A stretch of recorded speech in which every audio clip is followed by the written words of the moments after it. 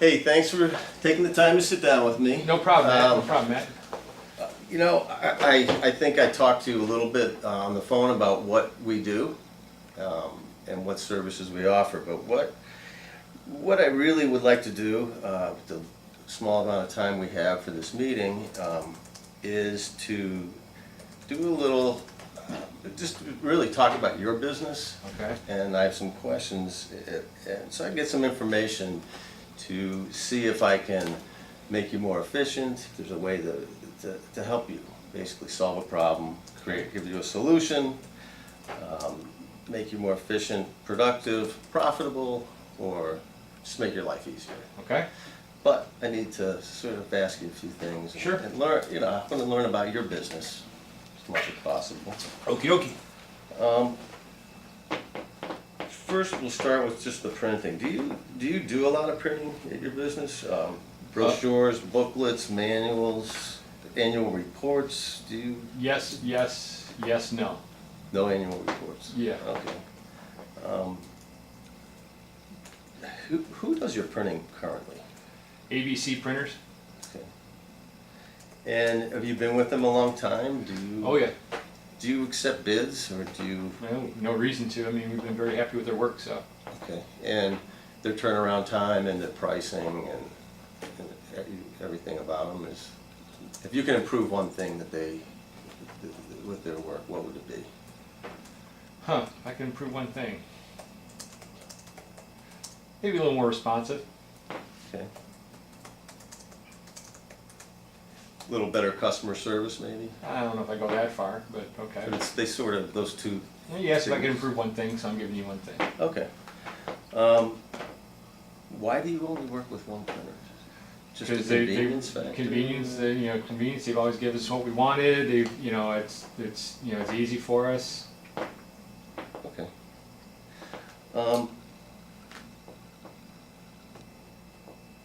So I already asked you if you entertain another quote, but if there was a better product at a similar price, would you ever entertain that? It's kind of a stupid question, don't you think? Okay, so you would. Yeah, I mean, of course I would. I mean, a better product at the same price, that's ridiculous. Okay. Just moving on to sort of your business, that's your sort of your collateral side of your business. And who is your customer? How would you describe who is your customer?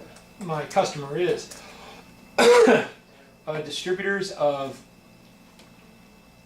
rephrase that. My customer is basically anybody who does any type of lifting, okay? And it could be from the smallest thing to the biggest thing.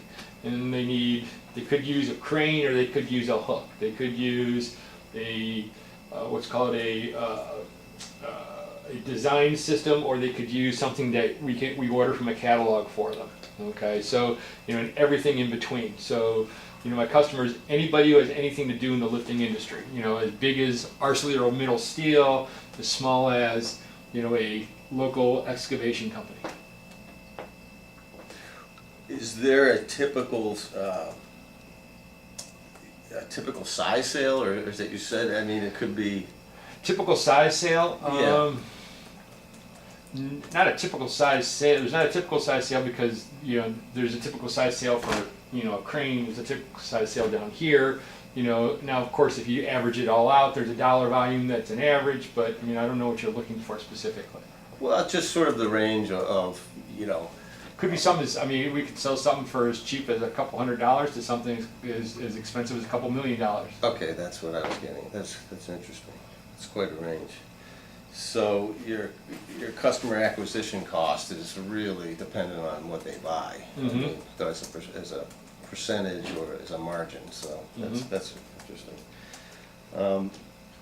Is there anything else that you would? Any other words you would use to describe them? Is there any sort of anything typical about the? No, Is there a main target? Is there a higher margin? Because there's multiple places that we go into. There's nothing typical. There's technically 6 areas that we sell into. So we have 6 different product lines. So what's typical to them isn't typical to that. What's typical to that isn't typical to that. So And you're all over the board there. Got it. It's interesting.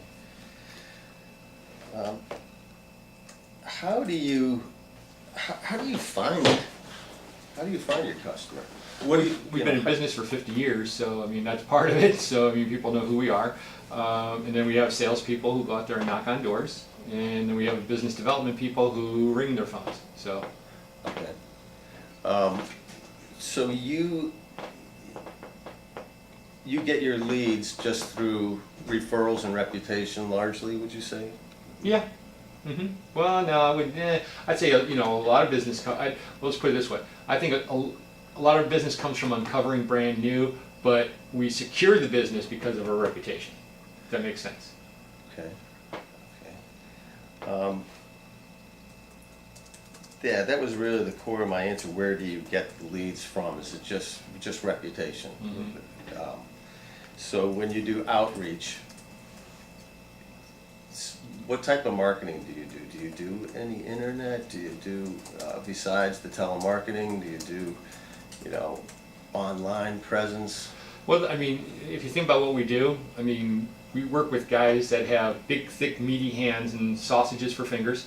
So, they're not spending a whole lot of time, doing social media. Okay, so there's not a whole lot of that going on. Now, there's certain presence that happens, obviously, but I mean, if you think about it, it is what it is. The people aren't responding to flashy ads when they're sitting out there and they're covered in grease and they just got done, putting together a fracking hole. They're not really thinking about going in there and seeing, Watching the commercial on the 60 on Minutes. YouTube, exactly. So you get what I'm trying to say there. Yeah. Okay.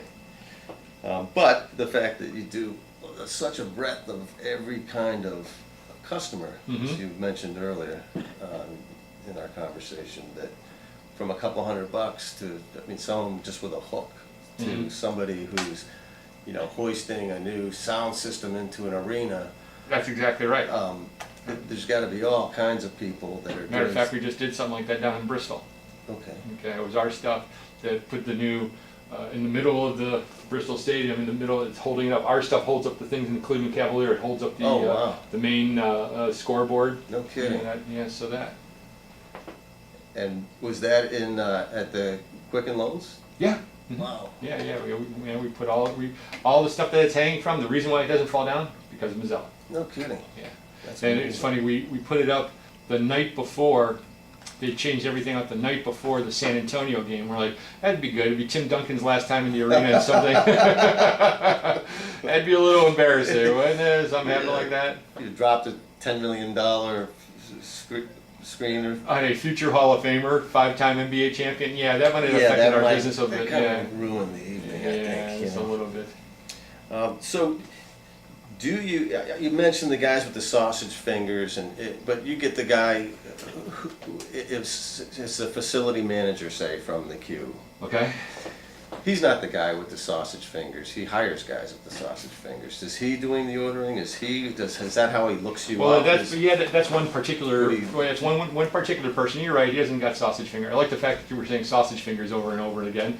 Didn't know I was going to put that into the lexicon all of a sudden. So yeah. Just struck a chord with me. That's exactly right. No, that's okay. But yeah, you're right. That kind of person is not a sausage finger kind of guy. But in general, when we're talking about that, so yeah, there are some people that are in different businesses per se. So that might relate to that. Yeah, it just sounds like, again, there's a whole range when you think about it, and what I hear what you're saying.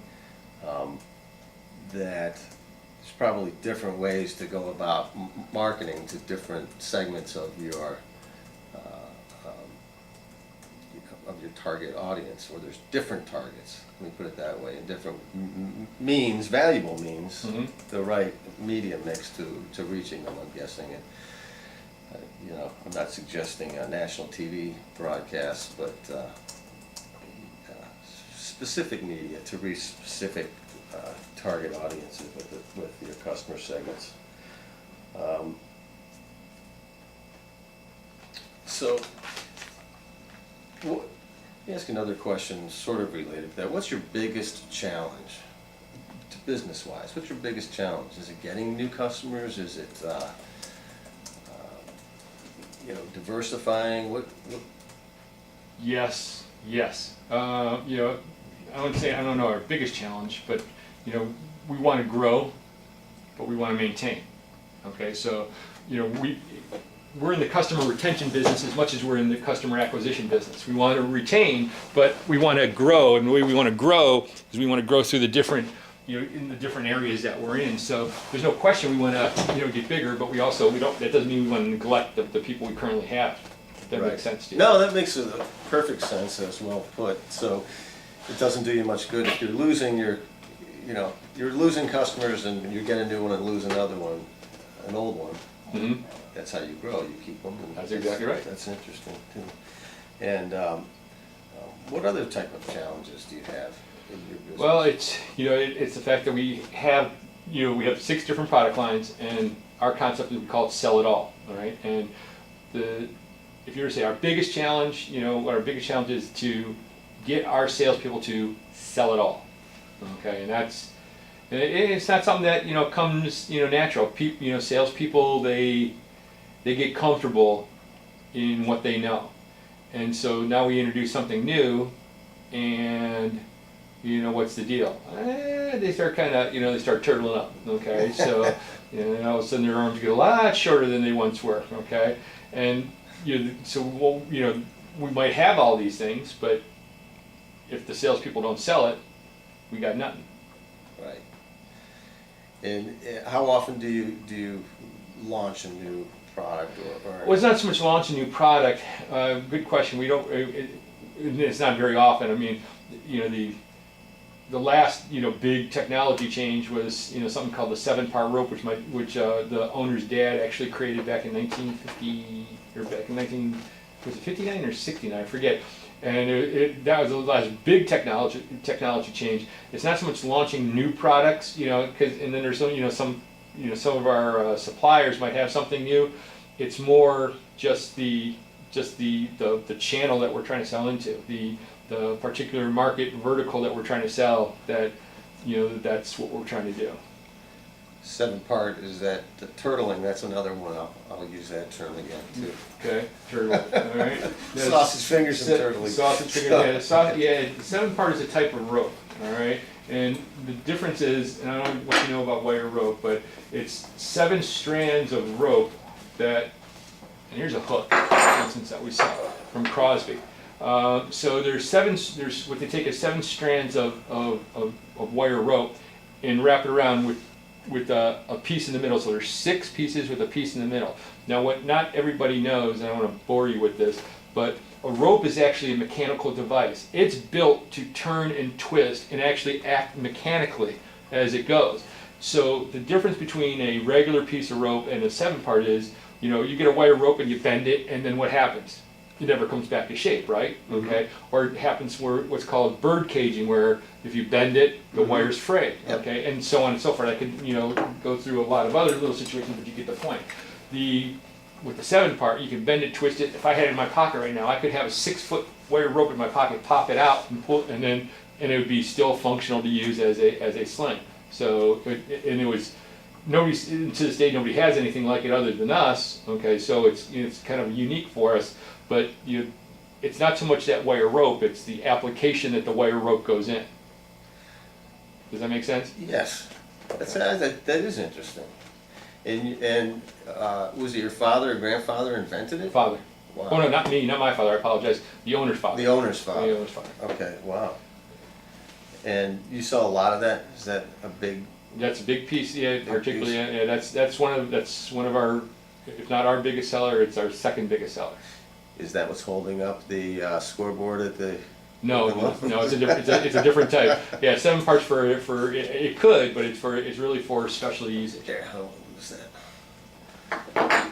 Wow, that's neat. I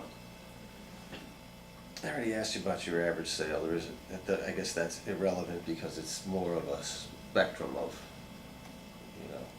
200 to 2 million. Who is your biggest competition? Would you say? Well, it depends. Just like you say, there's a spectrum of pricing. there's a spectrum of competitors. Would you say there's a different competitor for each of the 6 products? I would. If you had to name one that everyone has a main competitor, I think, or a couple. I'd say Cleveland Supply would be a main. If you're gonna say a main competitor, and that's on our up and down the street stuff like this, and wire rope and those kind of things. And then on cranes, I'd probably say Terex. So, and then in between, there's a lot of stuff there. How do you differentiate yourself from like Terex? Well, we differentiate ourselves by how we're different, and I'm not trying to be a wise guy. I mean, all Terex sells are the really big stuff, but if you have a crane, you need stuff to hang off of it. If you have stuff that hangs off of it, you need stuff that ties it together. And you have all that stuff, you need somebody to know how to service it. If you need somebody to know how to service it, you need somebody to train your people on how to, and on and on and on. So Terex can can take things to a certain level, but everything from the crane itself to something as small as this is what we do, and everything in between the service and the training and the this and the that. So you might have something, and it depends on the application, where it's moving, what it's moving to. And what I mean by that is you might be picking up a crate of 500 of these, or a die that is a mold for a railway car, which could be a couple hundred tons. So I mean, it's, that's how you differentiate by the things that we do that other people can't do, because that's not what their core strength is. Yeah, I guess I asked that question because just, when you look at growing your business, like you mentioned, bringing in new business, it kind of goes back to how do you market yourself differently, whether it's with print materials, direct mail, whether it's online, just curious, any thoughts you had on that? When I say differentiate, And that's what you know what it is, yeah, but so. to let the marketplace know what it is. So Well, I mean, that's why we hire salespeople, isn't it? I mean, they go in there, sell a crane, and we say, hey, who's going to do your crane service? And we do the crane service, and say, so who's going to train your people? Say, who's going to train your people? We say, how are you going to put, what kind of rope are you going to use on that crane? We say, what kind of rope are you going to use on that crane? What kind of hooks are you going to put on that rope? We say, what kind of hooks are you going to put on that rope? Say, what type of things are you lifting? What types of things are you lifting? What are you lifting? You see where I'm going? Mm-hmm. Okay. So every question begets another question. Right. That's interesting. That's, I guess I'm looking at getting how you get how do you develop a lead to let your customer or you let your salesman approach them to get on the question that begets a question that Say that again? when you send your salespeople out, Mhm. they're not cold calling, hey, do you need a lift? Mm-hmm. Obviously, they must have some source of lead generation. Do you get inbound calls? That's not true. They could walk in the door completely cold. Okay, So they could walk in the door completely cold, knock on the door, say who they're with and who they want to talk to. okay. All Can you right. hold on a second? Yes. Thanks.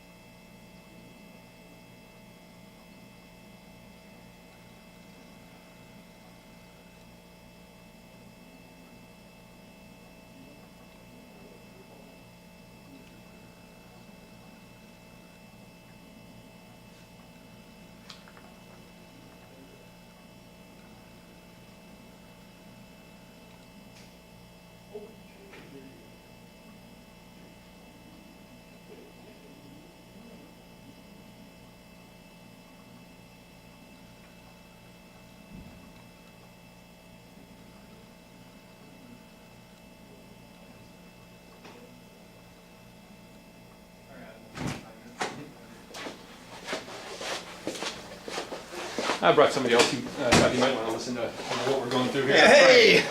How are you? Frank? How do you know each other? What's that? How do you know each other? We both belong to Sales and Marketing Executives of Cleveland. Oh, okay. It's a trade association. Okay. Okay, well, glad you can join us. I was just picking John's brain about his business and trying to get as much information to see if I can make his life easier in some way or some service we offer that will help your company. Moving back to the online marketing side of things. Mm-hmm. I saw your website. I think it's pretty well done. It's a nice looking, professional. What'd you like about it? I thought it was bright, inviting. It looked, I think it was good imaging, good branding.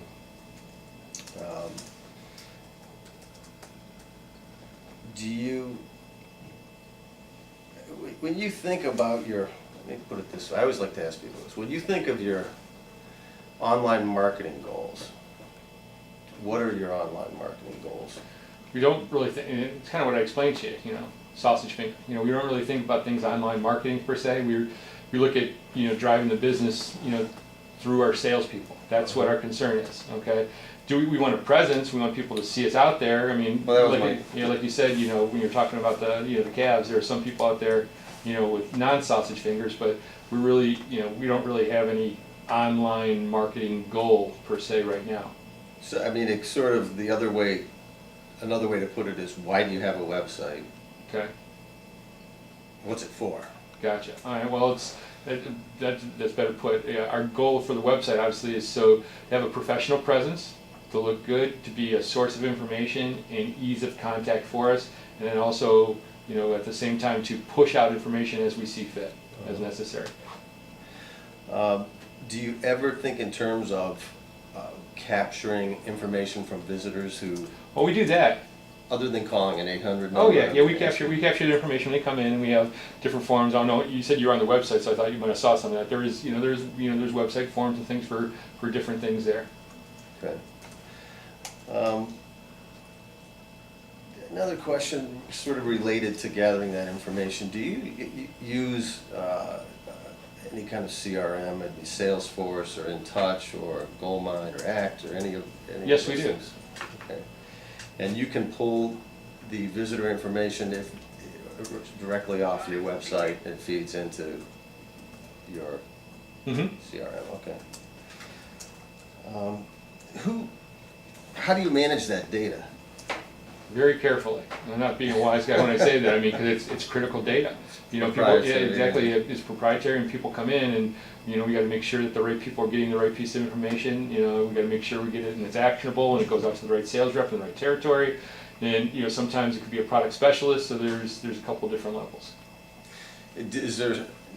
Who handles it? Do you have a data manager or? We have a couple Is it marketing sales manager? Yeah, we have some marketing assistants, you know, here that does that. Mike Minisali and Pat. What's Pat's name? Yeah, that's it. There you go. Okay.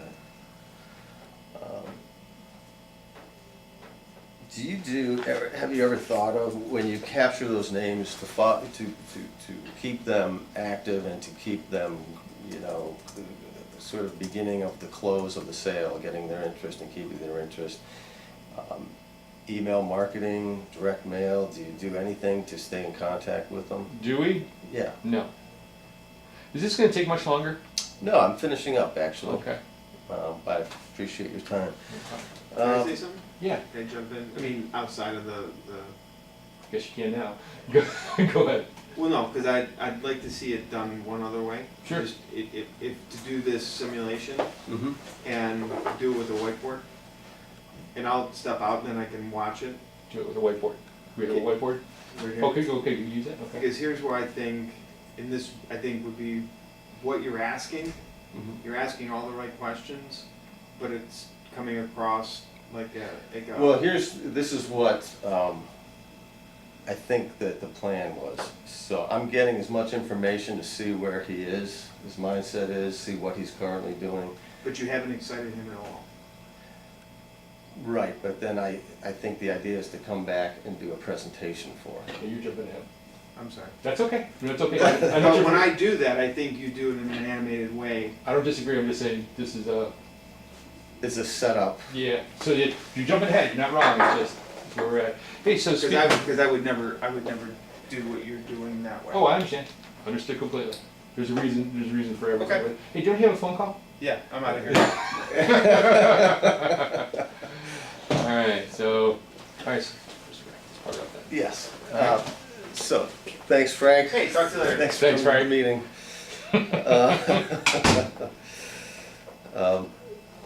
Yeah, I mean, I think I have a lot of the information I need. I would Mhm. want to go back and talk to my creative director and some other folks at the company. We have a lot of marketing experts, and there may be an opportunity to help you grow your business. And I'd like to put a presentation together Mhm. and come back and show you, What's the purpose of the presentation, though, just to review some of the information that I've gotten from you and see how we can help. Mhm. See if we can make you more profitable, make your life easier, make you more efficient in your business, and see what we can do for you. alright, can you come back in about 5 minutes? Yeah, Okay, can you give me about 10 minutes? I have to run out to my car. sure, absolutely. Alright, we'll see you at 11:10. All right, perfect. Alright.